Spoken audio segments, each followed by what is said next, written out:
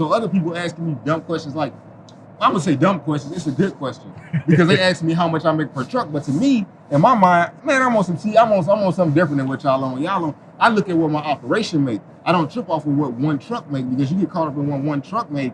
Then you piecing truck by truck. I look at as long as my operation enough to pay my managers and everybody involved, then it makes sense for me. Right. So fast forward, so all of this started to make a whole lot of sense for me. So now I'm running. So they end up giving me extra routes to where I had 10 routes before peak season was over.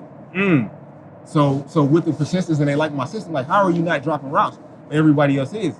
You know, I had the sauce. Right. So come January, when it's time to keep people, they let a couple people go. They kept me on and they gave me 2 more routes. Come February, March, April, next thing you know, I'm up to 25 routes. You know, next thing you know, I'm running 27. You know, so they just kept giving me more and more work, you know, as they need it. But keep in mind, I don't have a contract. Right. So as long as I'm doing good, they pretty much keeping me. Right. So that's pretty much how it went on for the whole year. So that was 19 going into 2020. So 2020 was that breakout year. Was that first year where completely I searched for some loads to fill in the blanks. Right. Shouts out to my broker partner Brian at BBI. He always hit me off with real good loads out here in Atlanta. Right. He hit me off with a few loads, but it was mostly Amazon. And it was me using my moving company during the daytime to use some of those trucks to cut some of the costs. Right.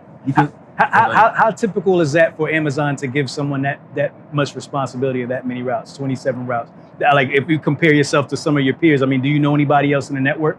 Well, yeah, because at Amazon ATL 6 right now, it's about me and like 7 other carriers. Okay. So at first it was one carrier, and they had all of the routes. They owned the whole dock, 150 routes. Okay. So as they started to miss, you know, 1, 2 here, 3. Yeah, they started to miss them. They started to be like, well, we need to bring some more people in because they got comfortable.